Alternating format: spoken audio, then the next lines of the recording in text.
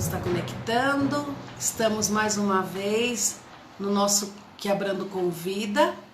Hoje com um convidado muito especial, Dr. Fernando Zanella de Andrade, desculpa. Vamos falar sobre um tema muito interessante que é o abandono afetivo. Oi, Ideia, boa noite. O Dr. Fernando entrou. Vamos lá, tá pedindo para participar. Vamos aguardar o Dr. Fernando. Está aguardando a conexão. Oi, Fê! Olá, Camila. Olá Boa a todos. Boa noite. noite. Tudo bom? Tudo bem, e você? Que bom também, tudo certo. Antes de qualquer coisa, quero agradecer muito sua presença aqui Imagina, eu que conosco no agradeço. Quebrando Convida. É uma honra receber você, eu já te falei isso. É, Em particular, eu tenho muito apreço por você, por todo o trabalho que você e a nossa querida Andréa Zago fazem. Então, obrigado. é muita honra ter você aqui conosco, viu? Obrigada por aceitar o nosso convite. Imagina, é um mega prazer e falar sobre esse assunto também.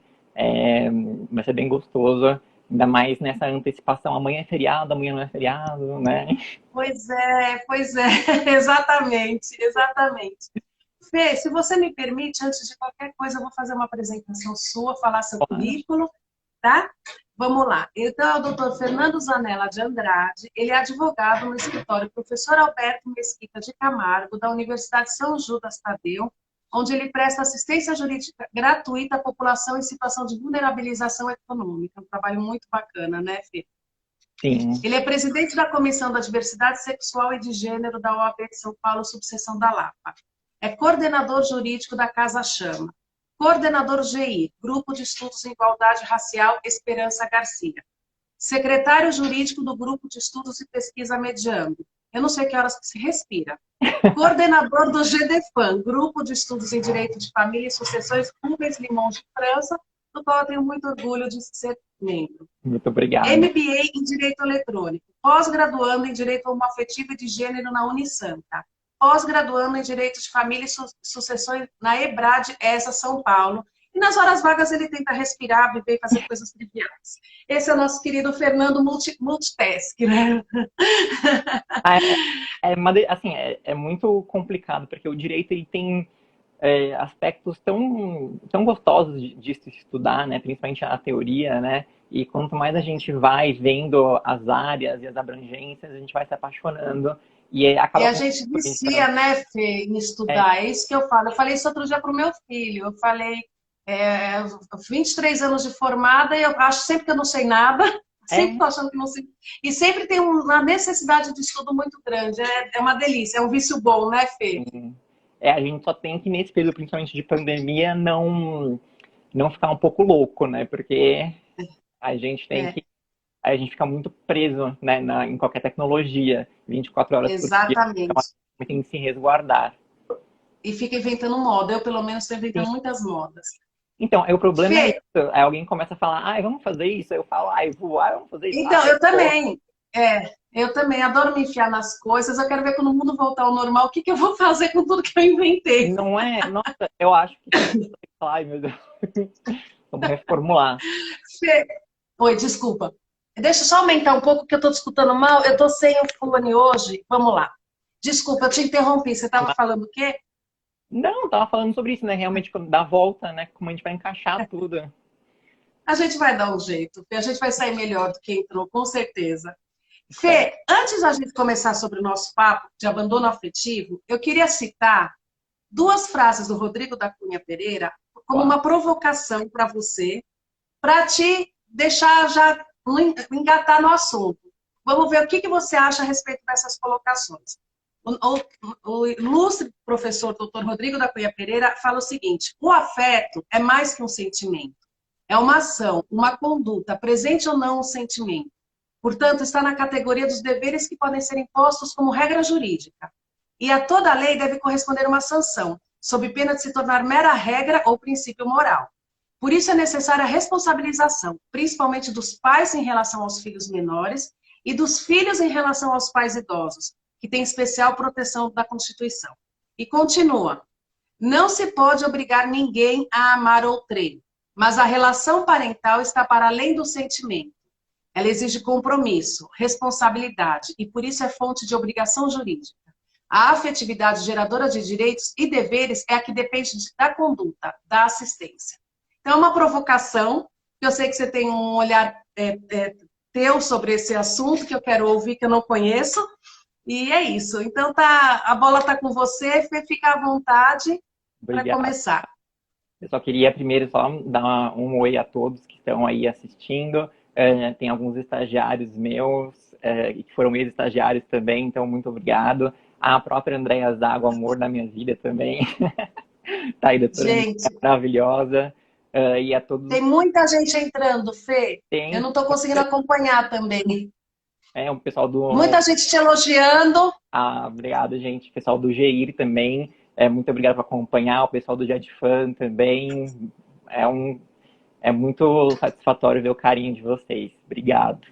Bom, Boa então, noite a todos, sejam bem-vindos. aí nós começamos primeiro, né? Da onde a gente vai encontrar, né, essa necessidade de uma indenização e como a gente vai entender o abandono afetivo. Eu realmente não entendo que o abandono afetivo deva ser chamado de abandono afetivo. Justamente Você sempre me falou isso, eu nunca te perguntei por quê, porque eu queria ter essa. Eu não queria já vir com a opinião formada, eu quero que você pegue a surpresa. Vamos. Justamente pela questão do afeto, né? O Flávio Tartucci, ele vai dizer que o afeto não é um direito que esteja previsto, mas é um princípio implícito dentro do nosso ordenamento jurídico. Quando ele diz isso, eu não digo que ele esteja totalmente errado, né? Mas a gente centralizar o afeto como uma mola mestra do direito de família é um pouco complicado quando a gente vai falar principalmente de um direito à indenização. Porque se todos os direitos, toda a construção familiar, ela se baseia no afeto, e aí o próprio Rodrigo da Cunha Pereira, se eu não me engano, é ele ou o Flávio Tartucci, agora eu esqueci quem é que fala isso, mas que o afeto ele pode ser positivo, que é o amor, e o negativo, que é o ódio. Né? E realmente, assim, se você parar para pensar e você entender na parentalidade socioafetiva, que já foi reconhecida pelo Supremo, que pode ser, inclusive, reconhecida em cartório, então ela se constitui através do quê? Do afeto, porque a parentalidade A base é o afeto, a você base tem é o que afeto. mostrar, né? Inclusive, existem julgados onde você não consegue justamente desconstituir a paternidade, a filiação daquela pessoa que não é o pai biológico, porque existe a socioafetividade. Então, olha como o Exatamente. afeto ele se põe, né, ele se coloca no direito de família como constituidor de direitos e também Exatamente. a ausência do afeto, o desamor, aí eu acho que ódio é uma palavra um pouco forte, mas o desamor, né, A falta de amor, a falta de afeto, né? A falta de falta de amor. afeto, ela também vai fazer com que existam, com que se haja a perda de direitos. Né? Então, justamente quando você fala na possibilidade, né, de, por exemplo, você, em decorrência do abandono, desconstituir a filiação, né, e aí ter uma filiação, um pai sócio-afetivo, então ao invés do biológico, que nunca teve uma relação com aquela pessoa, você desconstitui aquela relação de filiação biológica e constitui uma relação socioafetiva. E aí você vai estar na sua certidão de nascimento como se fosse ali o pai registral certinho, tudo, os ascendentes, inclusive que hoje se coloca nem mais pai e mãe, e pronto. Não vai Ô, ter... Fê, Oi, desculpa. Como imagina. eu tinha te dito, tem muita gente que não é advogado. Então, assim, me dê exemplos, por favor, do que seria a parentalidade socioafetiva para quem não sabe o que é muito interessante, que talvez as pessoas não tenham noção da existência dessa situação jurídica, né? Então, Por favor. a parentalidade socioafetiva, ela é muito bacana, principalmente o reconhecimento dela pelo Supremo também foi primoroso em decorrência de permitir, né, de vislumbrar essa necessidade. Né? Então, nós vamos ter a constituição da filiação através de se mostrar que realmente você vai ter uma relação de afeto. Então, tem um caso que é muito típico, que seria o pai de criação, o padrasto, né, que aí Padrasto. acolhe justamente o seu enteado como se filho fosse.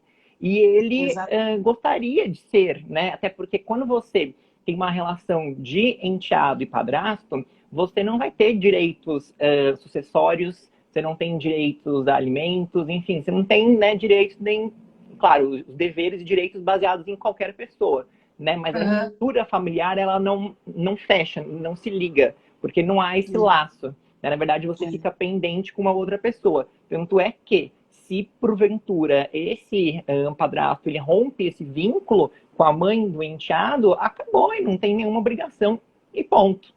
Todavia, a gente acabou por reconhecer o direito, acabou por entender que esse afeto ele pode sim vir a constituir um direito em prol da criança ou do adolescente, né? Justamente para que ele também tenha esse reconhecimento. Mas aí também Exato. fica um alerta. É importante que quem queira fazer isso entenda que os ônus e os bônus vão juntos. Exatamente. Então, São obrigações parentais normais a partir do momento que é reconhecido, né, Fih? exato. E isso pode ser feito em cartório, né? Hoje em dia, estando as partes, né, todas anuentes, você pode fazer esse Exatamente. registro. Então, é super simples, solicitando o auxílio de um advogado para te explicar justamente essas questões, né, de direitos e deveres, como que vai funcionar. Até porque se você tem qualquer tipo de patrimônio e você pretende direcionar para essa pessoa, é até importante você fazer um planejamento sucessório, um planejamento familiar, né? E Exatamente. toda essa parte de prevenção. Por isso que se faz imprescindível a contratação de um advogado para alinhar isso. Né? Não é só para, nossa, o advogado vai lá para assinar, ou só para orientar, não sei o quê. Não, É não. justamente para dar esses toques. Porque o advogado, eu Exatamente. costumo falar, ele é o vidente da má sorte, né, em alguns É. pontos. E a gente tem que fazer o quê? Justamente amarrar esses nós para que o interesse, né, da pessoa que está procurando, do cliente, ele seja atendido. Lá na frente ele não vai ter dor de cabeça, porque ele contratou um bom Exato, porque quando advogado. a decisão for tomada, ele tenha conhecimento de onde ele está colocando o pé dele, né? E não seja pego de surpresa lá no futuro. É sempre isso que eu falo para o meu cliente. Eu faço sempre o papel de advogado do diabo para as consultas. Que eu tento mostrar para eles tudo que pode acontecer de ruim também, né? Não só as coisas bacanas que vem do que ele está querendo, que ele veio me procurar. E a parentalidade socioafetiva também tem o ônus e o bônus, exatamente como você falou. Fê, Mas fugimos um pouco do nosso tema, né? Desculpa, mas eu acho importante falar sobre isso também, para as pessoas E terem é uma ideia. importante que a pessoa ela justamente entenda os direitos, porque esse exemplo da pessoa entender o direito já aconteceu comigo. Eu vou explicar lá no escritório para uma pessoa que vem procurar informação para a gente, e quando a gente explicou os deveres, ele falou: opa, Opa! eu acho que tá bom. Opa, mas como isso? Aí ele falou: tá É, bom essa exatamente. relação. Então é importante a gente pensar nisso. Bom, então voltando mais lá ao abandono. Voltando às vacas frias. Vamos lá. Exato, né? Eu entendo o conceito de abandono afetivo e eu não entendo o melhor nome como sendo abandono afetivo, porque eu entendo a importância do afeto, mas eu não vejo o afeto como sendo um princípio que esteja no direito, né? Ele realmente seria algo mais factual, né? Ele partiria mesmo de um sentimento das pessoas. E esse Sim, sentimento, é claro, ele vai precisar muitas vezes de uma perícia psicológica, de fotos, gravações, mensagens, enfim, tudo aquilo que se puder utilizar como prova a fim de se provar, né, esse vínculo.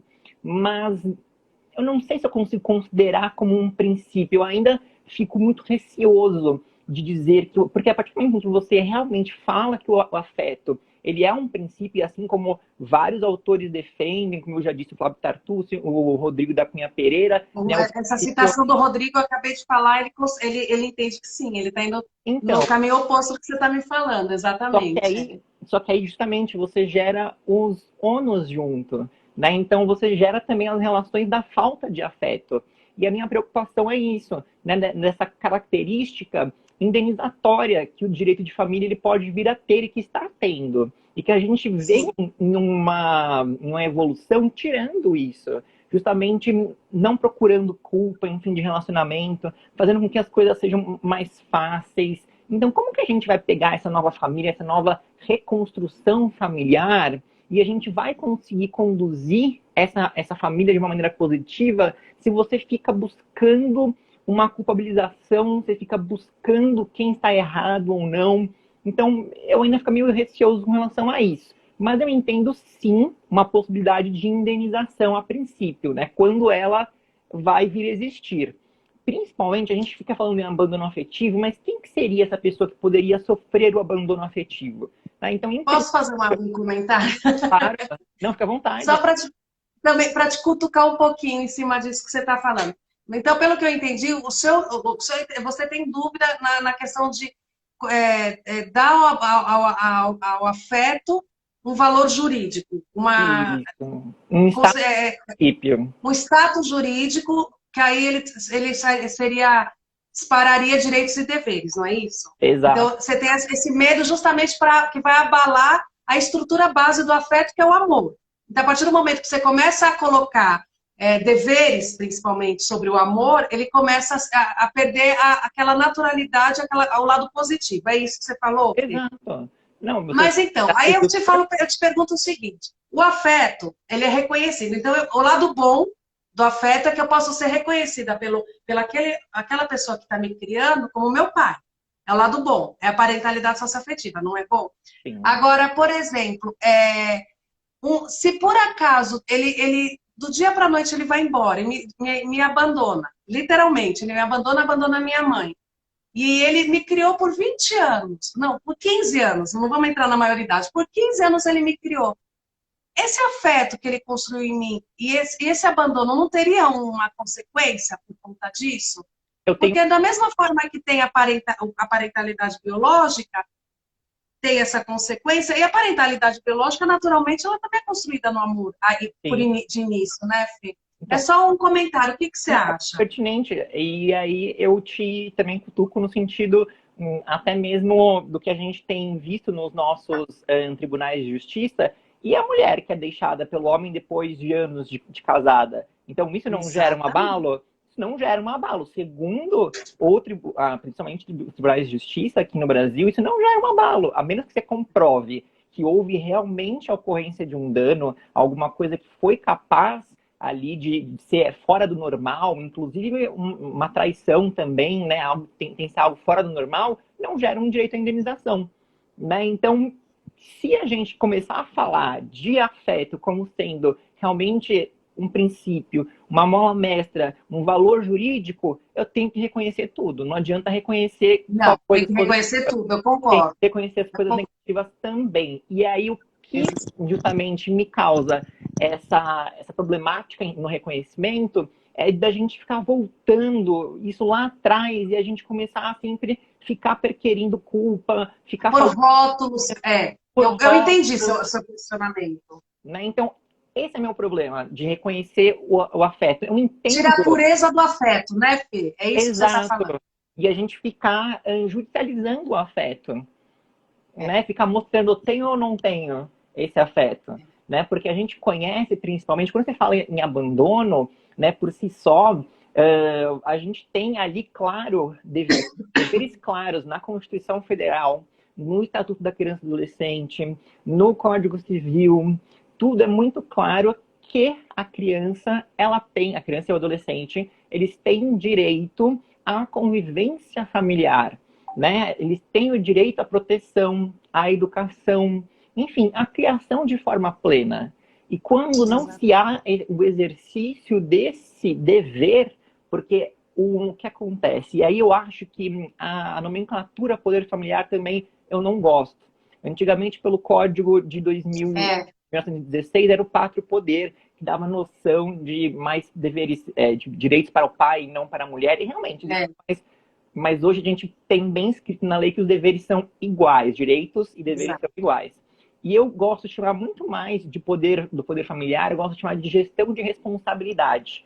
Porque a gente sempre tem a criança como sendo aquela que deve ser protegida, né? Criança ou adolescente. Então é muito difícil, em ações de guarda, eu vejo principalmente, quando nós somos litigiosas, e ali você tem todas as relações. Você tem, de um lado, quem está pedindo, do outro lado, o outro genitor, enfim, e o Ministério Público e o juiz. Desculpa, mas eu nunca vi alguém em favor da criança e do adolescente. Eu nunca vi.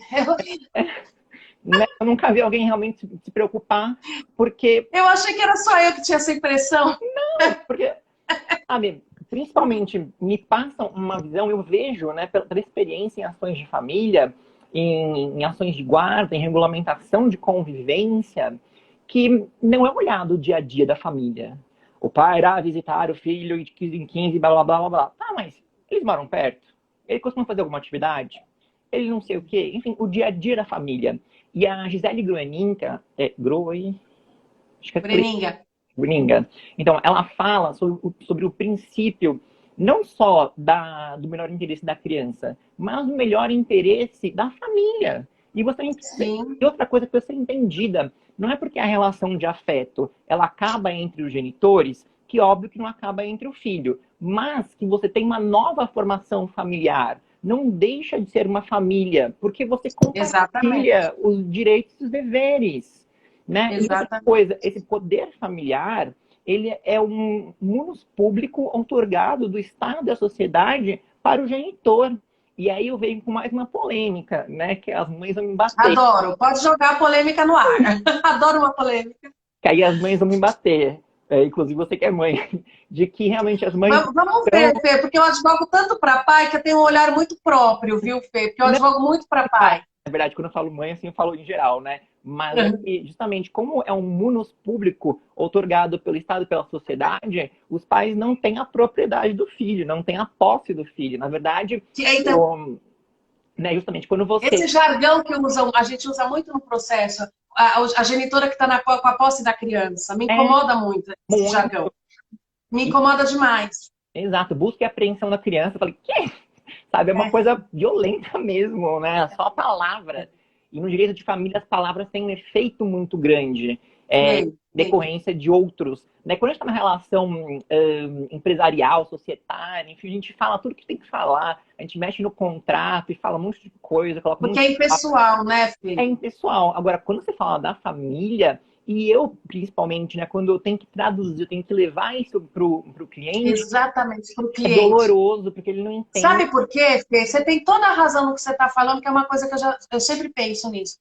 A história também do regime de visitas, que sempre odiei, que a gente usa regime de convivência. Mas mesmo assim, quando você, a partir do momento que você escreve regime de visita, aquele pai já se acha perdedor de direito. Mesmo no subconsciente, por mais que você fale, o seu direito continua o mesmo, na cabeça dele ele fala, agora eu só posso visitar meu filho. Ele não tem esse direito livre, como você começou a falar, Por não. de quando estava junto. Então, são palavras fortes que. E a própria mãe fala: pô, o regime de visita é dele, então ele é o visita, eu que mando em tudo. Não Eu é assim? guarda, eu quero a guarda. Não é. Eu vou deixar ele ver meu filho, É, eu vou deixar. Quando eu escuto isso, tipo, eu falo: você não vai. Quando a cliente é minha, a mãe é minha cliente, eu falo assim: não é que você vai deixar, você tem o dever de que a criança conviva com o pai. Então, são palavras fortes que eu concordo plenamente que entram no subconsciente do cliente negativamente dos dois lados, porque se a mãe acha que ela tem mais direito, né, e o pai vai achar que está perdendo o direito. Concordo com você, Fê. então, e aí você tem toda essa responsabilidade que é prevista desde a Constituição, Código Civil e ECA, aonde precisa ser cumprida por quem detém ali a guarda, o poder familiar, enfim, os genitores, que seria até os 18 anos. E aí depois vou explicar o porquê, né, da gente falar da onde que vem essa polêmica, né? Mas o poder familiar, a princípio, que seria essa gestão de responsabilidades, ele nasce quando há justamente o nascimento da criança e ele acaba quando a criança ou adolescente acaba fazendo os seus 18 anos completos.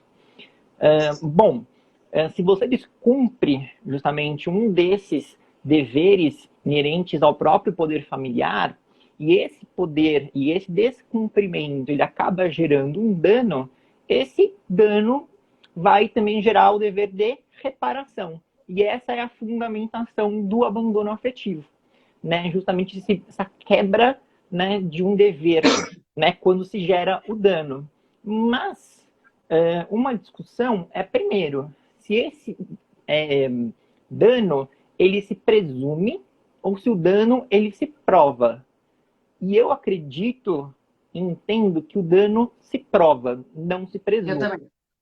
Até porque, inclusive, tem um julgado, porque a gente não tem um consenso, por mais que a gente tenha decisões do STJ, e principalmente, né, porque no STJ a gente já teve, lá em 2005, a gente teve julgamentos onde não se reconheceu o direito à indenização pelo abandono afetivo, e em 2009 veio a ministra Fátima Nancy Andrighi, onde, né, ela cunhou principalmente aquela frase mega conhecida, amar não é dever, mas cuidado é. Eu não sei citar, Fê. Vou ser franca, eu não sei. Eu sei que frase você está falando, mas eu não tenho a capacidade de citar, não vou lembrar de cabeça. Enfim, ela fala que o amor não é dever, mas o cuidar é um dever. E se você não Isso, exerce o dever de cuidar, daí nasce a responsabilização.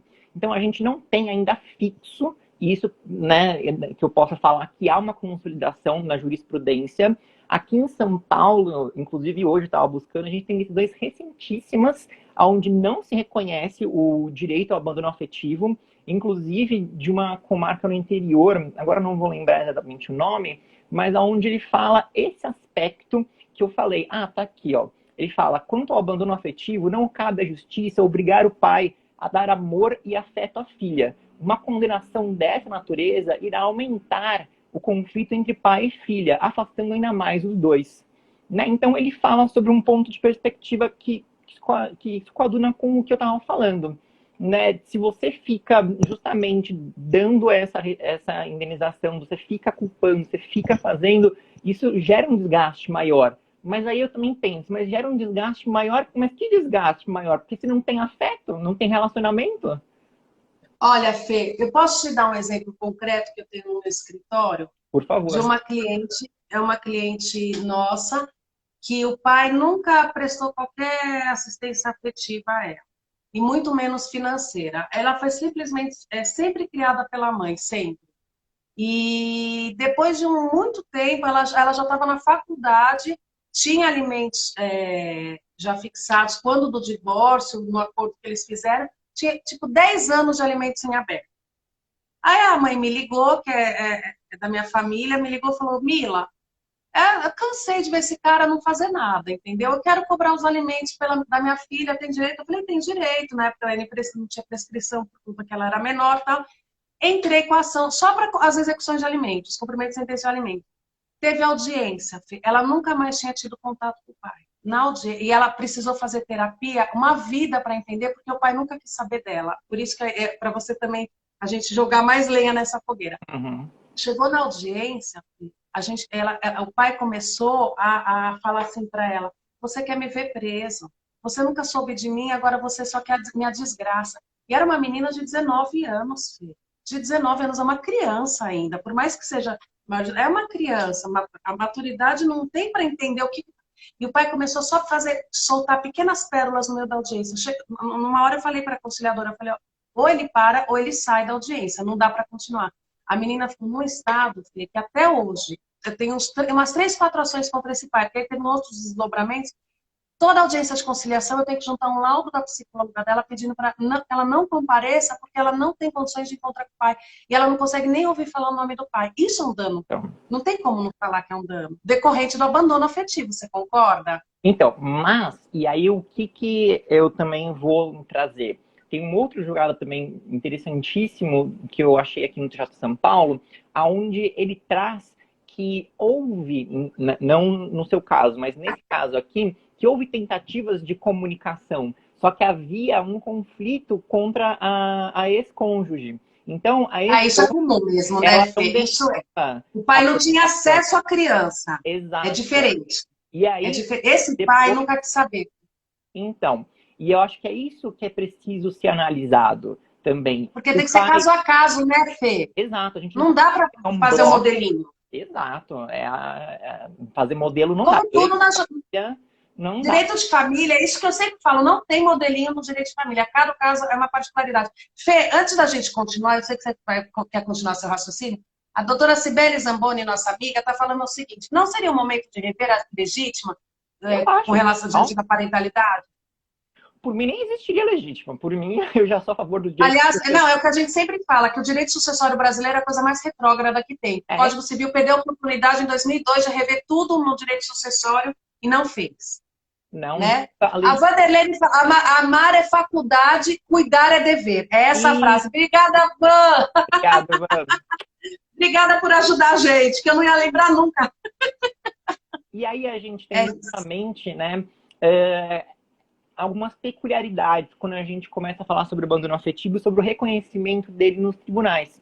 Por quê? Porque as decisões falam justamente que há uma primeira ocorrência de prescrição, ou seja, de perda, né, do direito à ação, né, de você se socorrer ali, vamos dizer assim, do judiciário, de você entrar com a ação, de você ter o seu, né, direito atendido. E, inclusive, foi no o STJ julgou isso, esse foi um entendimento, e foi numa ação de declaração também de paternidade. Então, só que aí também foi um caso à parte, onde a pessoa ela sabia assim que era o pai, mas nunca tinha Uhum. feito nada para realmente confirmar.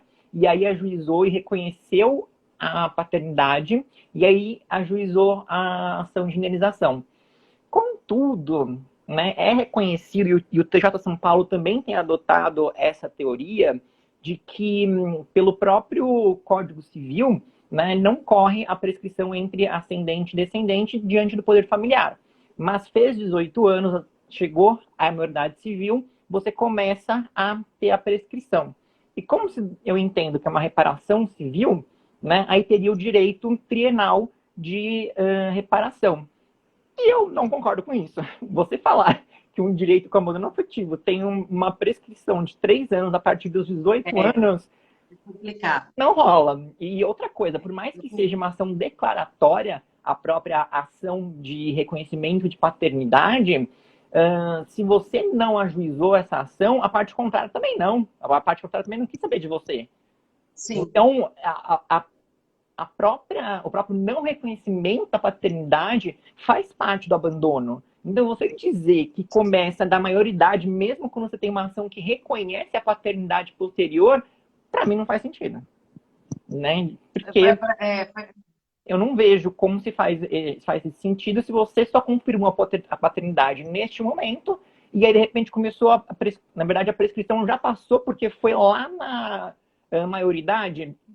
Quer dizer, primeiro, nem é. todo cidadão conhece os seus direitos, né? Então, fazer É. uma live como essa, Principalmente essas questões de prescrição, né, Fê? exato, de 3 anos a partir. Gente, a Imagina. pessoa ainda é muito jovem para falar quem é meu pai. Ela está preparada para enfrentar essa situação?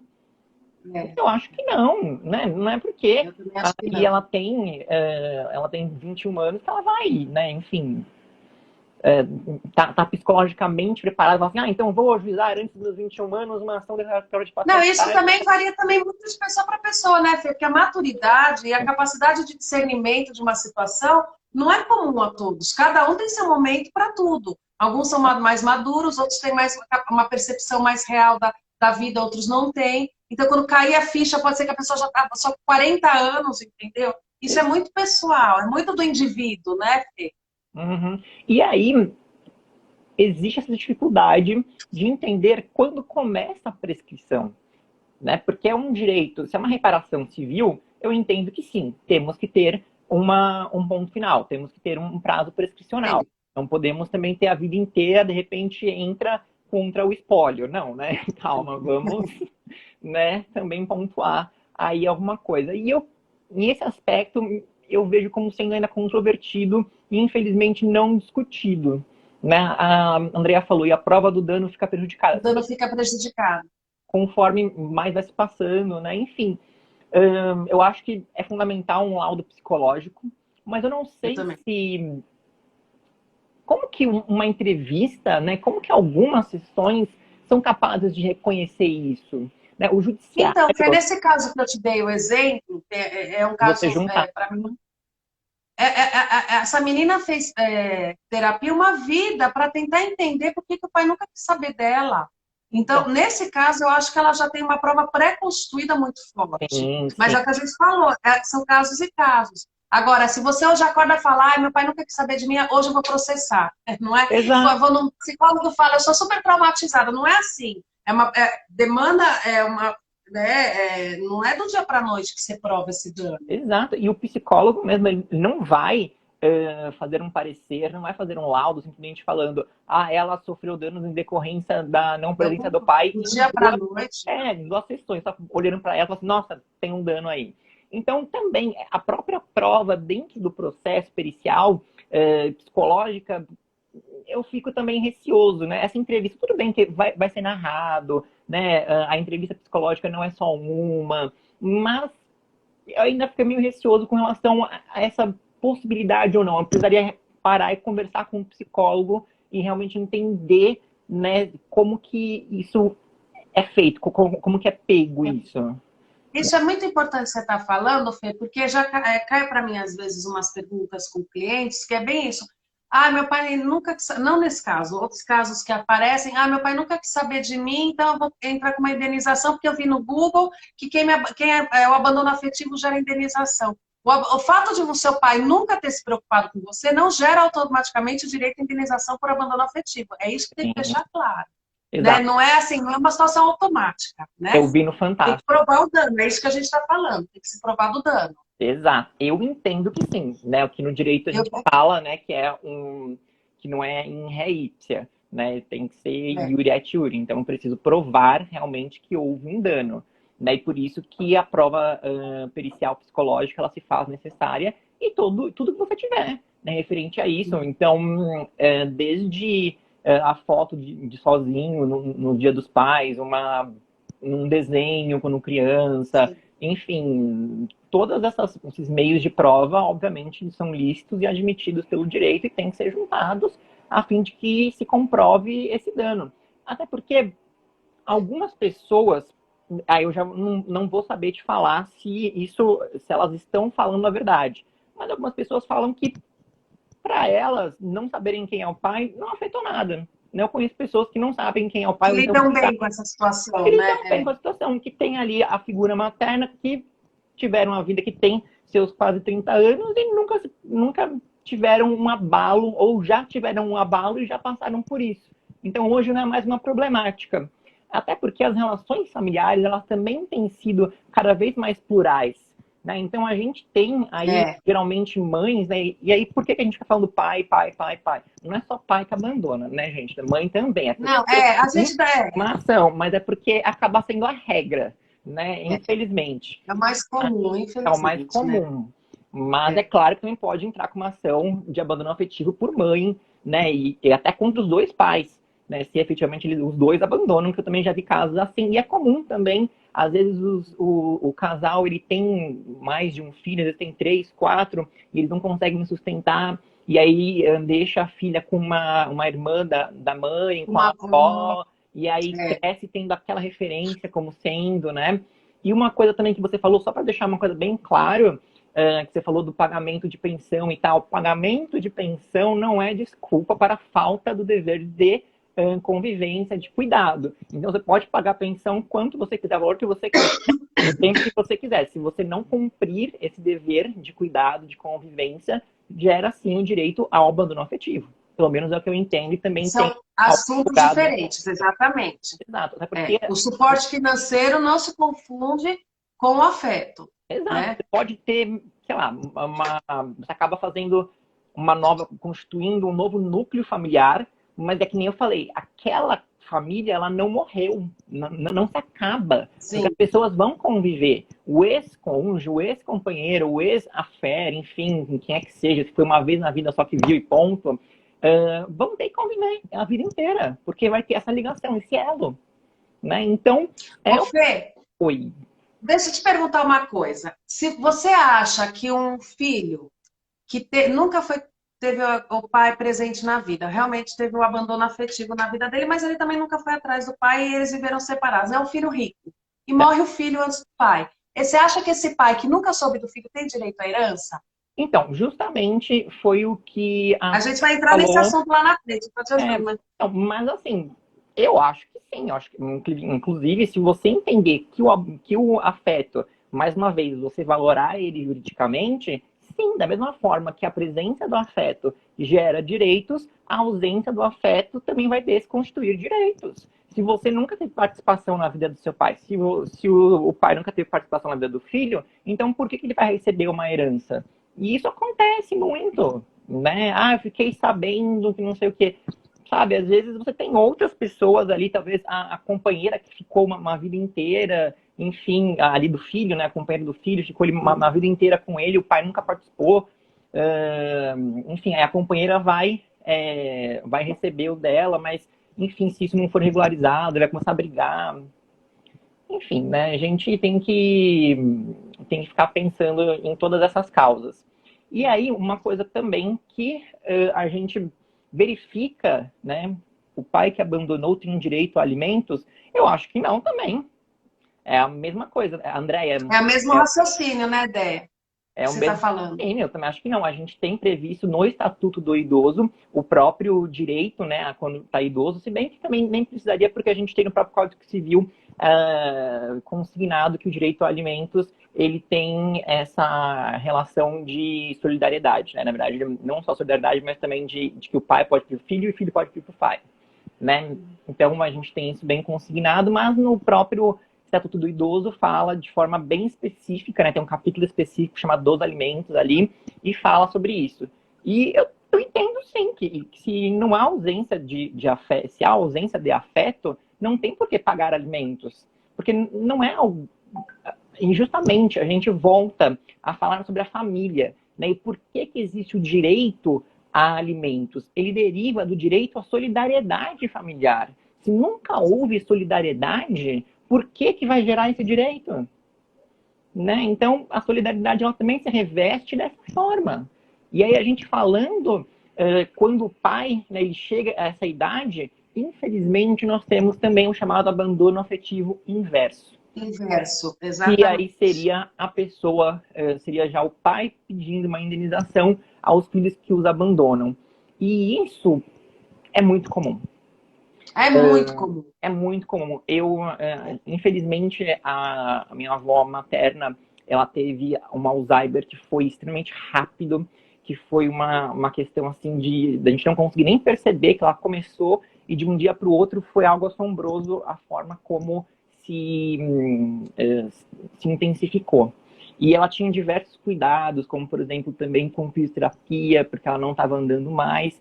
E infelizmente a gente não conseguia mais prover todos os atendimentos médicos necessários para que ela, enfim, né, pudesse ser bem tratada.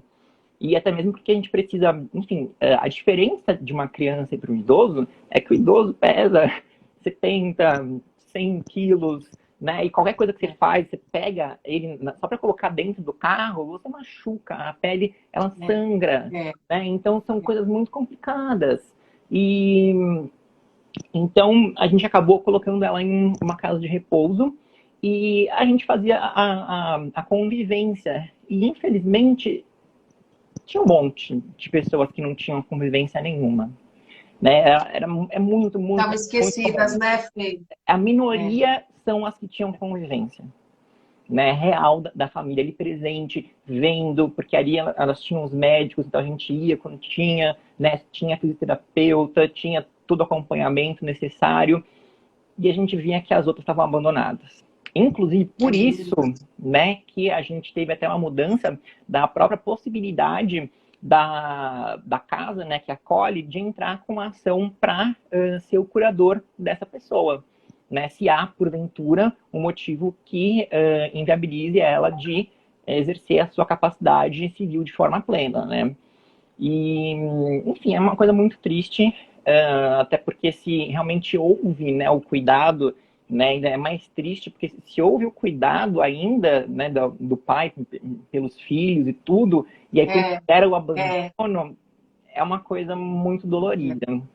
muito Porque duro. a tendência, né, é justamente lembrar, né, essas memórias positivas e falar o porquê, né? É a ingratidão, né, Fê? A ingratidão é um sentimento pesado. E a gente tem justamente esse dever à convivência familiar, também está previsto na Constituição Federal e no Estatuto do Idoso. E está previsto exatamente assim, tem direito à convivência familiar. Daí que se gera também, se houver esse dano, o direito à indenização, né, em decorrência do abandono. Mas aí também o Estatuto do Idoso, ele prevê alguns tipos de crime. E aí, para a configuração desse crime, eu entendo que o abandono também se qualifica em alguns tipos penais. Nós temos, por exemplo, no próprio Estatuto do Idoso, no seu artigo 98, abandonar o idoso em hospital, em qualquer lugar, ou não prover suas necessidades básicas quando obrigado por lei. E aí a obrigação por lei é justamente essa, é do filho. É a obrigação do filho de cuidar. Então, se o filho não cuidou, não promoveu a convivência, será que ele incorre no artigo 98? Né? E a gente tem um outro artigo, que é o 99, que também vai falar que é expor a perigo a integridade física, a saúde, inclusive psicológica. Então, se o abandono não é o abalo psicológico, né, ele é o próprio abalo psicológico. Então, também corre nesse crime, né, em qual crime que ele incorreria ou não? Fê, tá perguntando aqui, o Heitor, é o meu irmão de infância, falando o seguinte: Gordo, beijo primeiro. Colocar no asilo gera abandono, mesmo indo ter contato sempre? Pode não ter a herança? Não. É isso que a gente falou, é o que você acabou de falar, é o inverso, né, Fê? Não, na verdade. Porque o fato de se colocar numa casa de repouso na verdade, mostra um cuidado dos parentes para aquela pessoa que precisa de necessidades, cuidados especiais, né, Fê? Por exemplo, eu moro em um apartamento que é pequeno. Então, assim, pra gente, na época que ela chegou a morar com a gente, dar banho nela, a cadeira de banho... Não dá, a gente vai entrar no box do banheiro. Né? E dentro de um apartamento, ficar movendo, e você fazendo com que o próprio fisioterapeuta consiga trabalhar, enfim, haja toda a assistência necessária, é complicado. Né? Não, e você sabe que as casas de repouso hoje, chamadas asilos antigamente, tem um estigma em cima disso. E hoje em dia elas são verdadeiros clubes para os idosos, e que às vezes são muito mais saudáveis mantê-los lá naquele meio, convivendo com outras pessoas, até namorando eles namoram, jogando, assistindo TV, se convivendo sempre juntos, do que manter aquele idoso ou sozinho na casa dele, ou vivendo com parentes que ele não tem aquele estímulo, né, Fê? Então, a casa de repouso tem um estigma muito antigo, que era um lugar que era visto como os asilos, que largava os idosos lá. Meu pai sempre falava que achava que eu e minha irmã a gente ia abandonar ele num asilo. Olha que absurdo. Ele morreu e a gente achando isso. Falei, olha, que coisa. Você vê como que eu falava? É medo da pessoa mesmo, por conta desse estigma que tem, né, Pedro, o asilo. E hoje a gente... Fê, eu acho que... Deixa eu ver que horário que a gente está. Falta 13 minutos, tá? Eu só queria... Só vou tema rapidinho... Não fala rápido, tem 13 minutos, dá para falar para Dedéu ainda, mas é só você se controlar. Claro. Aí para saber. E aí a gente tem o quê? No Estatuto da Juventude, né? Que quem é, na verdade, primeiro, uma crítica, né? O idoso, que é aquele que tem 60 anos. Tudo bem, ok. Só que hoje o idoso tem 60 anos, ele não se configura mais como o idoso que a gente tem essa mania de ver, que é o senhorzinho com a bengalinha, frágil, o cabelo branco. Não, é uma pessoa... Você vê minha mãe, você não fala nunca que ela tem 72 anos. Então, é isso, sabe? Então a gente também tem que tirar esse estigma, porque a nossa sociedade, ela é muito idadista, né? Ou seja, ela também, assim, quando você é muito pequeno, você é muito pequeno, não pode ficar dando opinião. Quando você é muito velho, você não sabe mais nada, porque você tá já sempre, né? Então, você tem só uma faixa aí de tempo na vida que você pode dar sua opinião, que você serve para alguma coisa. Depois você, né, nessas outras faixas aí, você acaba não sendo nada. Bom, mas fato é que o Estatuto da Juventude, e aí ele vai prever justamente o quê? A garantia primeiro, é importante falar quem é jovem, né? Porque o Estatuto da Juventude ele veio atravessando também o ECA, de certa forma, porque ele entende como sendo jovem aquele de 15 a 29 anos, e aquele que tem de 15 a 18 anos, ele vai se aplicar, obviamente, o ECA, contudo... minha irmã tá me xingando porque eu falei a idade da minha mãe, Fê. Minha mãe tá escutando a gente, tá assistindo a gente. Entendi. Faz parte. Minha mãe não liga para essas coisas. Mas, enfim, no Estatuto da Juventude abarca, né, de 15 a 29, só que de 15 a 18 é aplicado o ECA, e naquilo que for favorável também é aplicado o Estatuto da Juventude de forma subsidiária. Mas essa pessoa com até 29 anos, e aí há uma previsão também a que se respeite a própria orientação sexual, né, que a gente tem disposto no artigo 2º, também como promoção do bem-estar, da experimentação, respeito à dignidade, à diversidade do indivíduo e coletividade. E a gente tem, respectivamente, no artigo 17, né? O jovem tem direito à diversidade, à igualdade de direitos, e fala que ele não será discriminado por etnia, raça, cor de pele, cultura, origem, idade, sexo, e aí orientação sexual, idioma, religião, opinião, deficiência e condição social ou econômica. E quando a gente fala justamente nessa questão de abandono afetivo, a gente tem um panorama diferente quando a gente vai falar de um abandono da família para a população que não tem a orientação sexual afetiva e nem a identidade de gênero que seja o que a gente entende como padrão, né? Que seria a cisgeneridade, que seria aquela que se identifica com o seu sexo biológico. Então, enfim, eu tenho diversas características para determinar, mas eu falo de maneira bem... O que eu não deveria fazer em detrimento das minhas, mas para o pessoal entender, né? Se eu nasci com uma genitália masculina e eu tenho, né, todas as características biológicas de homem, e eu me entendo de identidade de homem, então eu sou uma pessoa cisgênera. Agora, se eu não tenho isso, eu tenho outros aspectos e outros espectros, aí eu vou ser uma pessoa que transcende a cisgeneridade, uma pessoa transgênero. E com relação à orientação sexual afetiva, é justamente essa. Se eu sinto atração somente pelo aquele sexo oposto, né, eu sou heteronormativo. E se eu não tenho, eu posso ser qualquer outra coisa, né? Até porque não é só homo, no sentido de ser igual. A gente tem bissexuais, pansexuais, enfim, diversos espectros da sexualidade e do gênero. Mas o que ocorre é que esse abandono, ele não vai ocorrer tanto como a gente vê e como você explicou. Ah, porque nunca conheceu. Ah, porque abandonou quando era pequeno. Não, ele vai acontecer quando a família tem contato, ela descobre, ou então porque a própria pessoa fala sobre essa ausência desse padrão. E aí que era o filho amado, que era o filho querido, que se cuidou durante 20 anos, que se cuidou durante...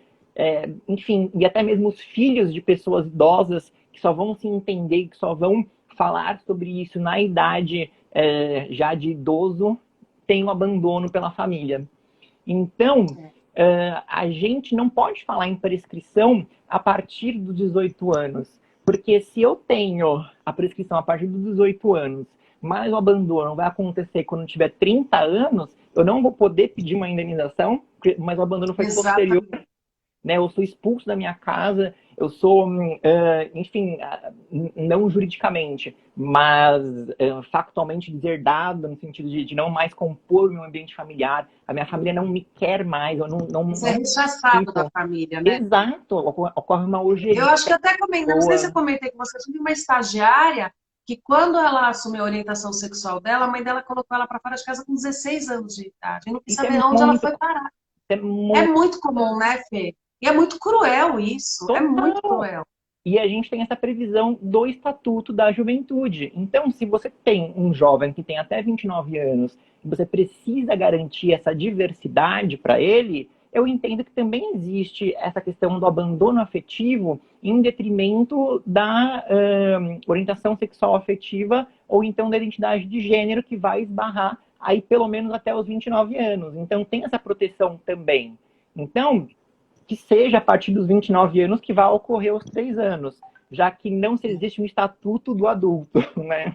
Na verdade, o adulto, justamente, de 30 anos até os 59, não sei o que é. Tá no limbo. No limbo. Salve-se quem puder. Aí é ele por si mesmo. As pessoas, então, se for abandonar alguém, abandone durante esse período, porque...